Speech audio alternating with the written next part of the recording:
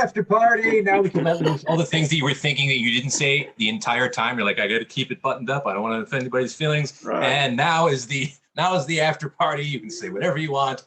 Open forum. Yeah, let your hair down. This is I've been drinking let your hair down. Thanks. wine. I keep mine in a mug, so it looks like I'm being classy. Okay, the after party. Yeah, exactly.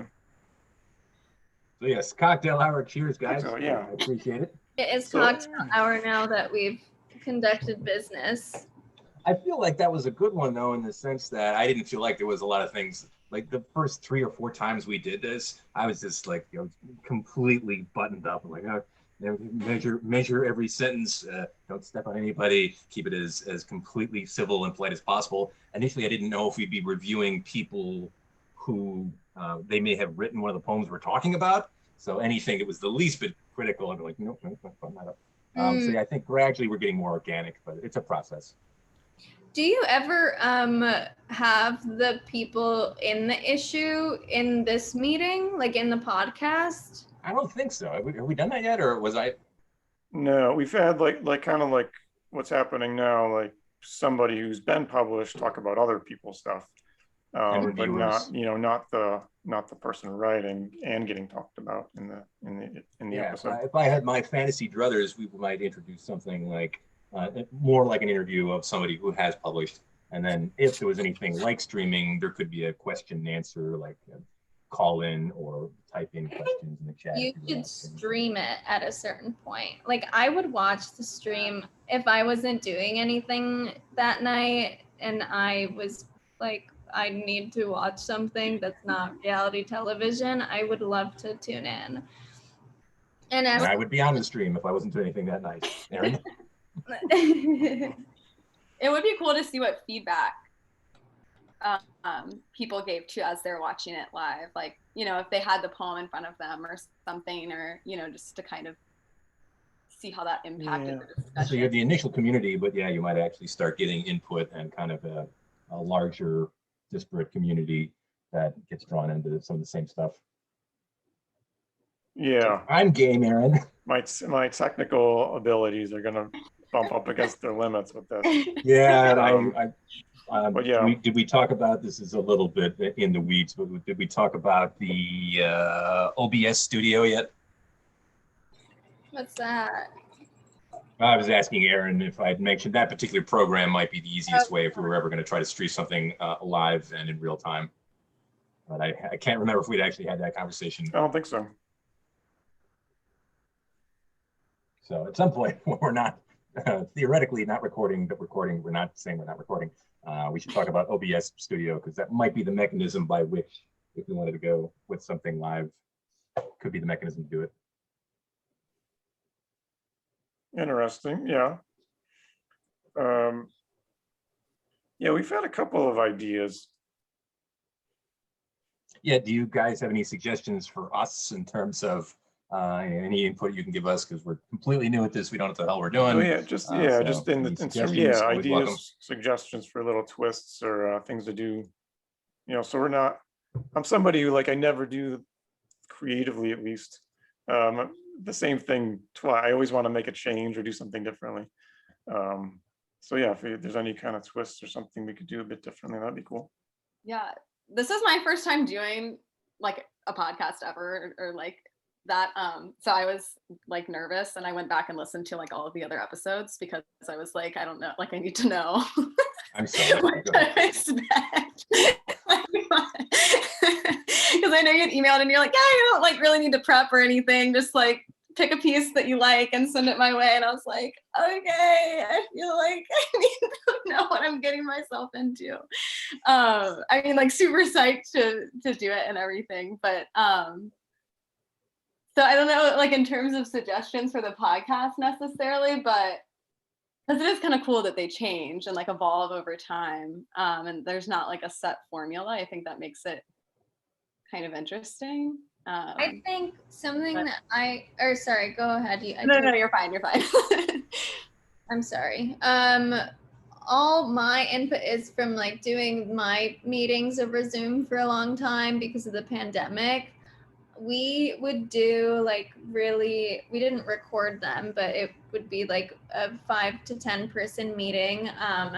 And I felt like keeping people engaged was really important just in the meeting itself. And like you can format it totally however you want, but we would do like a fun fact in the room. And I know normally fun facts are like horrible usually, but like we would come up with insane fun facts or like introductions at the beginning, and you would have to say some kind of really strange fun fact. Like one of our last ones that we did was like, okay, tell me who you are and like why you're here, and then tell us about your high school enemy. And it was so funny. Like I just think like however you can have fun on the podcast and then like get to the nitty gritty is like, people love fun. Like you can have fun and do work and talk about poetry. So I say ask people insane questions sometimes and make them think about their high school enemy. Would they get the questions in advance, or would it be spur of the moment, so you had to kind of think about it on the fly? Spur of the moment. It was so fun. We would be like, sometimes in the meeting, we'd be like, ooh, what's our fun fact today? We'd be like, I don't know.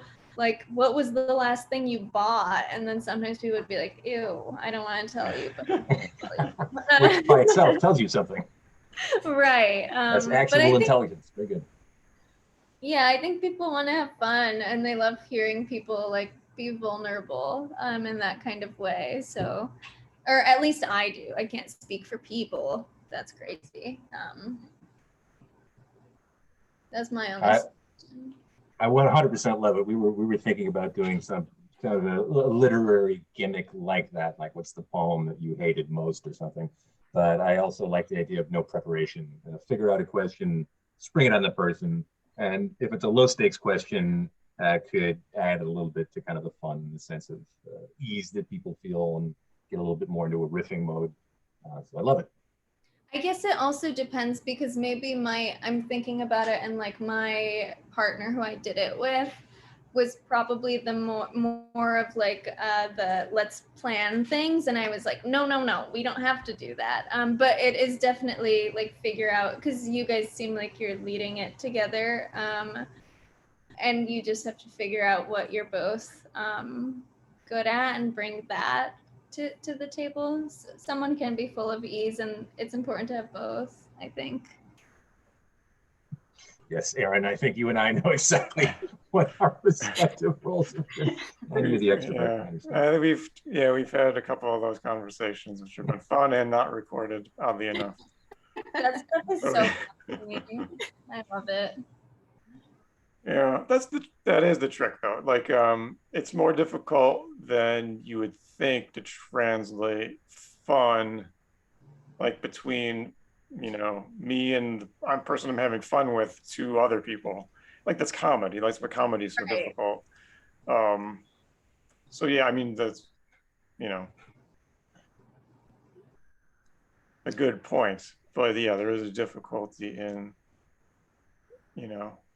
Totally. I think, yeah, I guess with mine it was different because we had like usually the same people coming. So that's the thing, that kind of the relationship you kind of build with somebody. Yeah.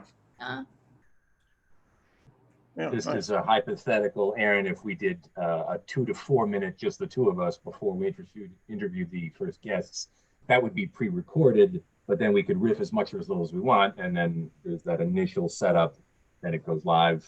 Because I've seen that format work, because you can adjust it as much as you want. Okay. Yeah. I think we're getting somewhere. You're brainstorming. We could do that when we're done. I think the idea of almost like a literary icebreaker is kind of cool though. I'm really drawn to that.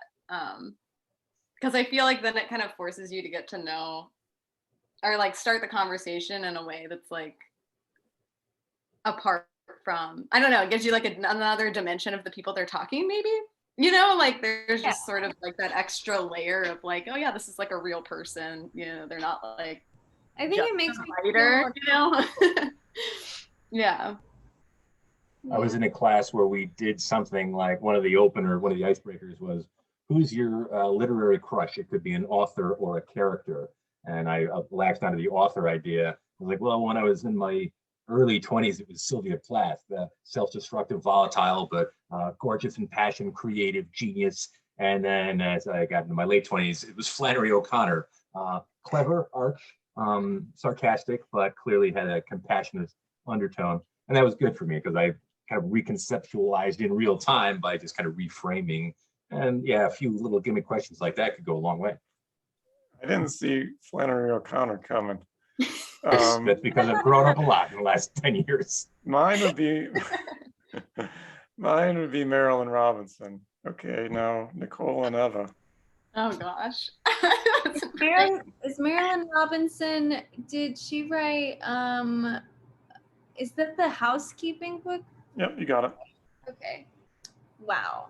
I feel really smart right now. It's been a while since I read that. Cool.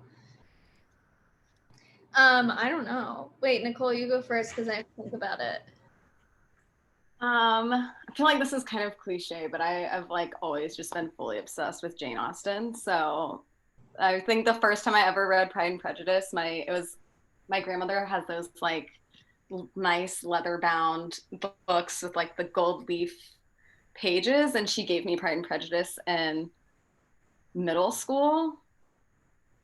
And like I just like the first experience of reading it like from that book specifically, and then like I went on to like read all of the Austen novels like multiple times. And I don't know, there's something that I just like really love about the commentary that she has socially while doing something that at the time was like not super like, I mean, she couldn't even put her name on her books, you know, and she wrote them. So I just like, yeah, I just I always go back to that. When I do it, it's just one of those things. Amazing crush. I had to pick one person.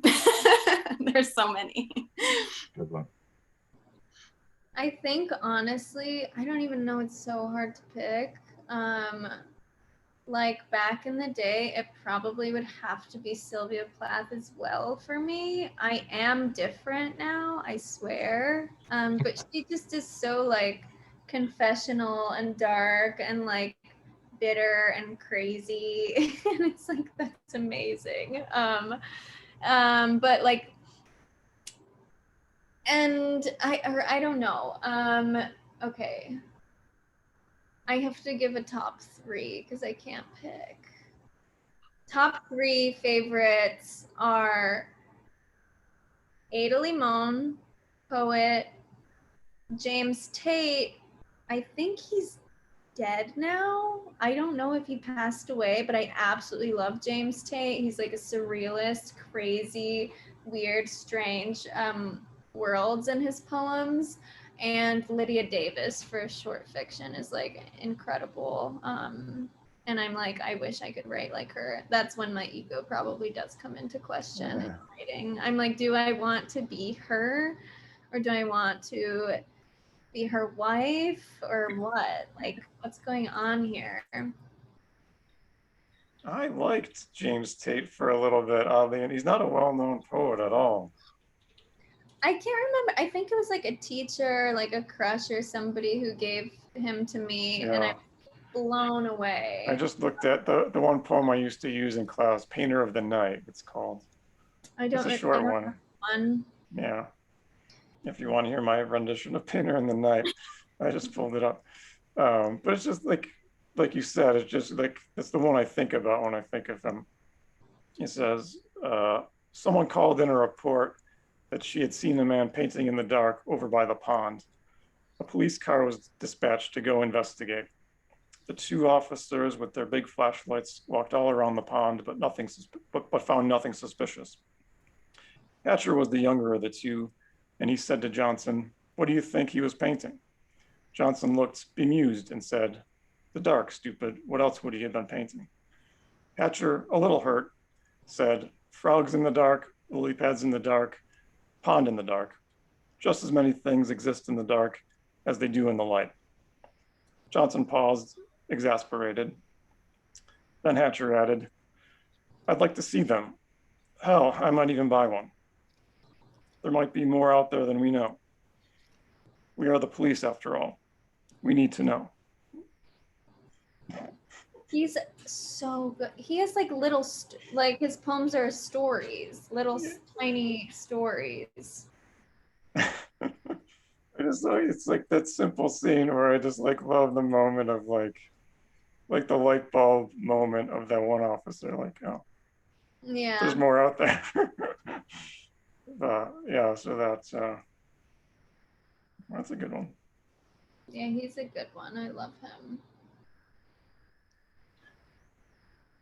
Well, thanks everybody.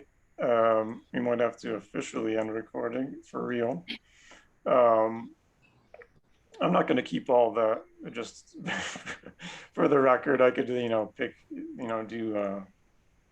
pick out a piece here and there or whatever seems One of the interesting. things I was suggesting is if we can have like a 30-second promo or a 60-second promo that you could click on or send out or post on Facebook. So we would make sure that we had your permission if we were going to use any nuggets of hilarity from the after party situation. But if you would be willing, yeah, I would be curious to try to create some kind of easy access points where people could say, oh, well, that sounds like a fun conversation. I'd like to hear more of that. Ew, okay, can I just say one last thing before we go? I looked up Philip Glass when we were talking about the Bitter Trees poem. Like I just like very quickly Googled it. And the one line that is showing underneath this Zoom screen is, oh wait, I just moved it. It says, what makes Philip Glass so good? And I think that is hilarious because we were talking about how he sucks. Nicole, do you like Philip Glass before I say what I'm about to say? Who, me? Yeah. Not particularly. There's like 2 songs that I do like, right? As a musician, I could be like, oh, those are neat. But yes, the fact that an author admitted to Philip Glass being garbage gave me great joy. Yeah, so seeing a clickbait title, what makes him so profound is perfect.